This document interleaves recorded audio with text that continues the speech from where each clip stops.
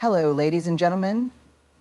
It's easy to believe that someone who's hurt you, someone who betrayed your trust, walks away unscathed, especially when they show no remorse, when they put on a smile, or worse, when they seem to blame you. But what we often fail to see is what lies beneath that performance. Because that's what it is, a performance, a mask, a defense mechanism against something they don't know how to handle. Shame. Narcissists are experts at self-protection.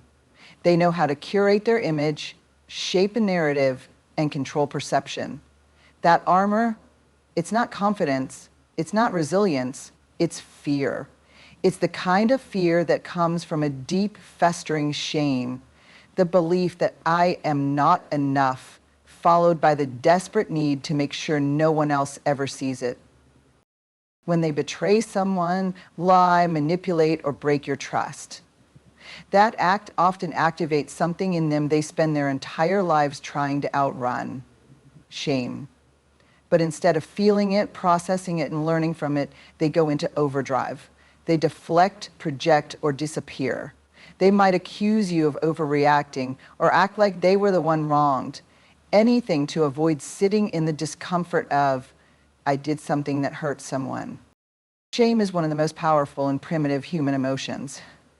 It's the intensely painful feeling or experience of believing we are flawed and therefore unworthy of love and belonging. Most of us have felt it at some point.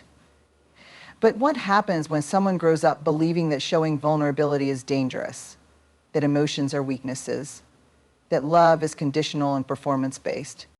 They learn to hide shame behind arrogance. They build a false self, charming, powerful, untouchable, because the real self, the one who felt abandoned, unseen, or never good enough, is buried under years of emotional armor. So when betrayal happens and the opportunity to make amends presents itself, they don't step into it. They retreat into the persona. They double down on the image. It may be the most painful part for those they hurt. They act like they don't feel a thing. But here's the truth. Shame doesn't go away just because you hide it. It grows in silence, and it's exhausting to carry.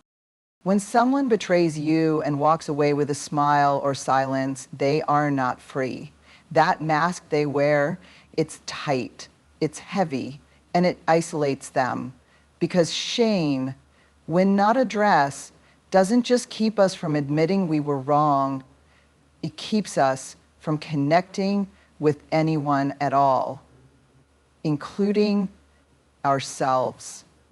You might never hear the apology. You might never get the closure, but that doesn't mean there is no consequence. The real consequence is internal. It's the quiet, gnawing sense that they've broken something inside themselves they can't name. It's the inability to hold intimacy, to feel peace, to experience trust. It's the deep loneliness of never being fully known, because the mask always has to stay on. And here's the wild thing. They feel it. Even if they don't show it, they feel it. That pain, it comes out sideways in the form of defensiveness, anger, superiority, or the need to control. Because it takes a lot of energy to outrun your own shame. And betrayal is a trigger they can't ignore forever, even if they pretend to.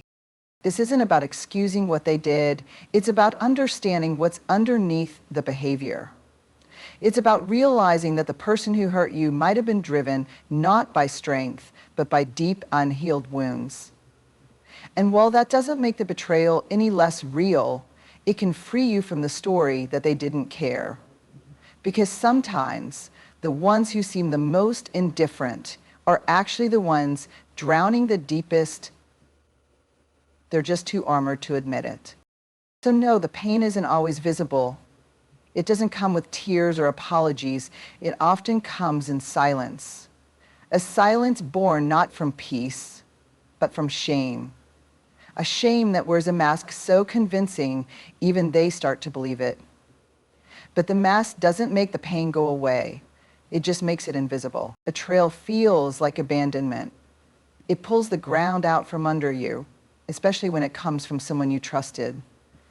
And when the person who hurt you acts like nothing happened, or worse, distances themselves even more, it can feel like a second betrayal, as if the relationship never mattered to them at all. But often, what looks like indifference is actually a defense. Because for people who struggle with narcissistic patterns, disconnection isn't just something they cause, it's something they carry. Disconnection is their oldest wound. It usually started long before you ever entered the picture. Somewhere along the way, connection became dangerous for them, something they couldn't trust. Maybe as children they learned that love was conditional, that their worth depended on performance, perfection, or being useful, that their needs were too much, or that being vulnerable led to rejection. So they built walls. Not consciously, not maliciously, but as a way to survive. Over time, those walls hardened into a way of being. Relationships became transactions. Vulnerability became a threat. They stopped asking, do I feel seen? And started asking, how do I stay in control? Because being truly seen, fully known, meant someone could get close enough to hurt them. So they chose power over presence, image over intimacy. And when you choose those things, connection always suffers. So what happens when someone like this enters into a relationship with real potential for closeness? At first, they might thrive on the attention, the admiration, the novelty. But real intimacy, the kind that requires showing up without a mask, letting someone in and admitting when you're wrong, that's where the fear kicks in. That's where the old wound of disconnection starts to pulse. Because here's the paradox. They want closeness, but they don't trust it. They crave belonging, but they don't believe they're worthy of it. So they push it away. Sometimes gently, through emotional withdrawal, sometimes violently, through betrayal or manipulation. But at the heart of it, it's the same wound. If you really knew me, you'd leave. When they betray you, they aren't just pushing you away, they're reenacting an old pattern. Disconnection feels familiar. It feels safer than the risk of being truly open. But what they don't realize is that every time they choose disconnection, they deepen the very pain they're trying to avoid. It's a cycle. Hurt someone before they can hurt you, then sit in a silence and convince yourself it was necessary. After the betrayal, the silence can feel unbearable for you. You may wonder how they can just cut off contact or pretend nothing happened. But for them, that silence is a shield. It protects them from accountability, but it also protects them from exposure, from the terrifying idea that they've damaged something real. Because to sit with that, to truly face what they've done, would mean confronting the part of themselves they've spent years avoiding, the part that feels unlovable. So they disconnect. Not because they don't feel, but because feeling is too much. Because connection, while deeply desired, is also deeply threatening. It requires humility. It requires repair. It requires dropping the armor, and that armor is all they've ever known. And yet, here's the part they'll never say out loud. The disconnection hurts them too. It leaves them isolated, trapped behind their own walls. They may pretend to move on. They may jump into another relationship or throw themselves into work or social validation, but deep down, they're grieving something they don't have the tools to name. Not just the relationship, but the chance to be truly known within it. When someone has spent their life using disconnection as a defense, they often don't realize the cost until it's too late. They don't just lose people, they lose access to their own vulnerability, to their own capacity for growth. And eventually, they become strangers to themselves, all in the name of avoiding the very thing that could have healed them. It's not your job to fix them. It's not your responsibility to wait for them to see what they've lost. but it can help to remember that the person who hurt you may be stuck in a kind of pain that doesn't show, a pain so old and so quiet, they've mistaken it for normal. Disconnection is their deepest wound, not just what they cause, but what they carry. One of the hardest things to understand, especially when you've been hurt, is why someone wouldn't try to make it right.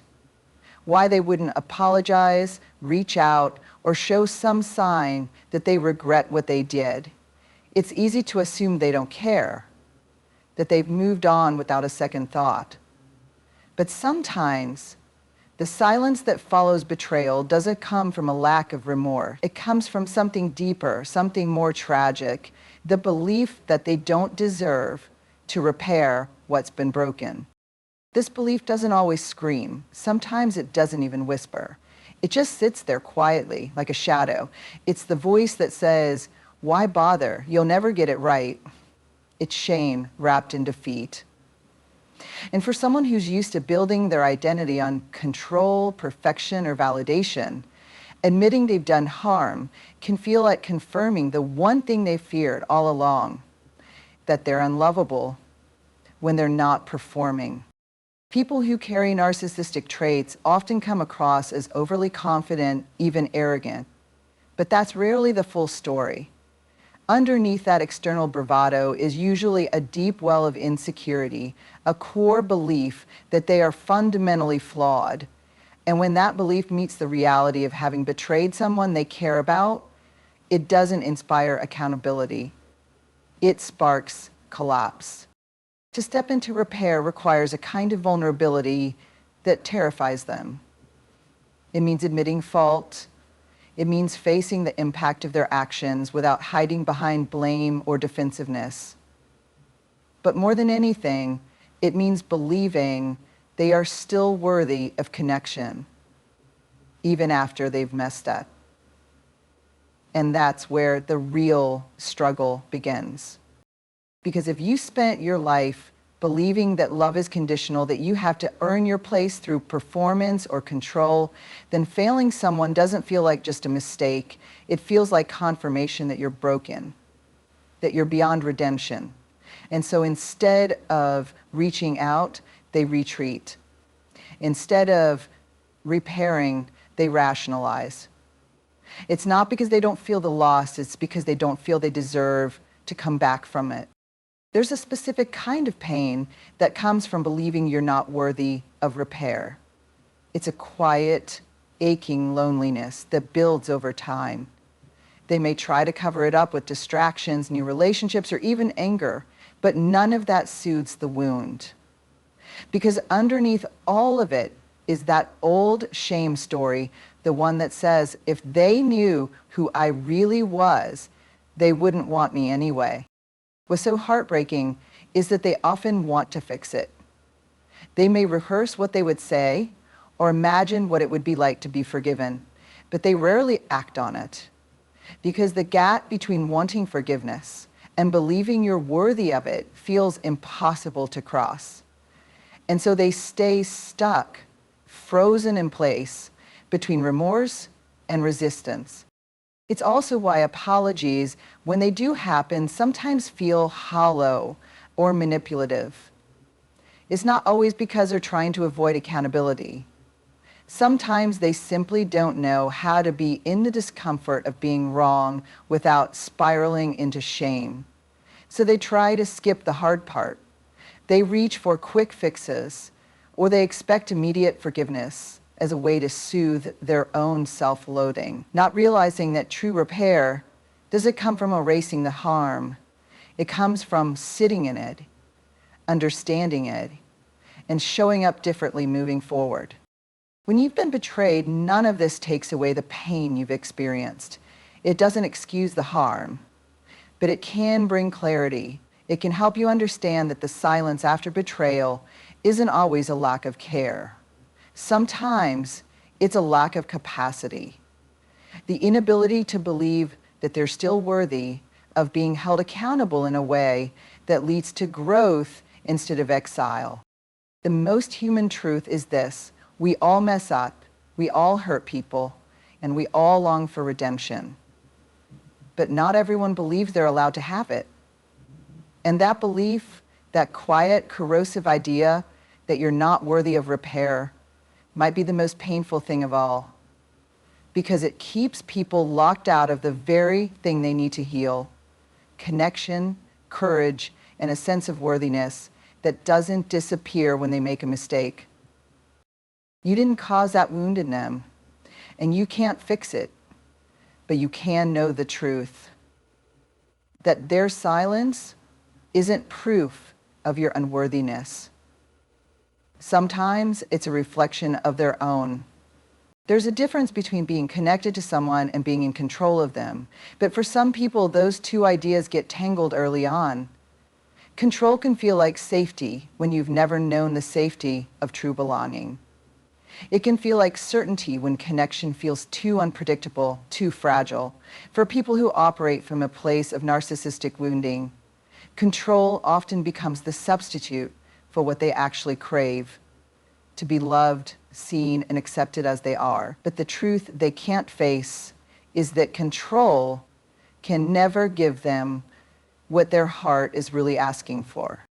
Belonging is a human need. Not fitting in, which is about changing who you are to be accepted, but real belonging, which is about being accepted without having to hide. That kind of belonging requires vulnerability. It requires being known. But for someone who spent their whole life managing how they're perceived, vulnerability feels like a trap, like something that will cost them everything. So they do what feels safer. They try to control the environment, the relationship, the narrative, anything that lets them avoid the discomfort of being truly exposed. At first, control can feel powerful. It can feel like winning when they manage how others see them. When they steer conversations, shape outcomes, or manipulate emotions, it reinforces a sense of security. It feels like they're calling the shots. But what they don't realize is that with every act of control, they're stepping further away from genuine connection. You can't build intimacy while trying to dominate it. You can't experience love when you're too busy trying to manage it. Eventually, that control starts to erode the very thing they want most, because people feel it, that tightening grip, that underlying pressure to behave a certain way, to validate, to conform. It creates distance. It shuts down trust. And no matter how much control they gain, it's never enough to fill the ache they feel inside. Because what they're really missing is not admiration or obedience or compliance, it's belonging. The tragedy is that they often don't even know what they're missing. They might say they want loyalty or respect or attention, but deep down, it's that quiet yearning: I want to be known and loved without having to fight for it. And because that feels impossible, they reach for what they can control, and that becomes the pattern. The hollow trade: power instead of presence, dominance instead of depth. And here's what happens after the betrayal, after they've pushed too hard or hurt someone or lost something real. There's often no attempt to repair, not because they don't care, but because they don't know how to exist without that control. To repair something requires giving up control. It requires surrendering to another person's truth, admitting fault, allowing room for hurt. But if your entire identity is built on never being wrong, never being weak, then repair feels like death. It feels like annihilation. So instead, they stay in control. They rewrite the story in their heads. They make you the villain. They tell themselves you are too emotional, too needy, too dramatic. Not because they believe it deep down, but because it protects them from the truth that they lost something real and that it was their fault. That pain is unbearable, and control is the only salve they know. But control is lonely. It isolates. It creates a version of connection that is rigid and one-sided. People might stay for a while, but they're not really with them. Not in the way that nourishes the soul. And over time, even the person who holds the control begins to feel the emptiness of it all. The hollowness of being surrounded by people who don't really know you. the ache of being admired but not loved, obeyed but not understood. Belonging asks more of us. It asks that we show up honestly, that we risk rejection in order to experience real closeness, but it gives us everything control never can: warmth, peace, intimacy, and the comfort of being held, not managed. For someone stuck in the cycle of control, this might feel terrifying, but it's the only way forward. You can't force someone to choose belonging over control, but you can remind yourself when the dust settles that their grip wasn't strength, it was fear. And their power wasn't love, it was armor. They traded connection for control, and they lost something precious in the process. The irony is, what they feared the most, being vulnerable, being real, is what could have saved them. But until they're willing to let go of the illusion of control, they'll never truly know the freedom of belonging.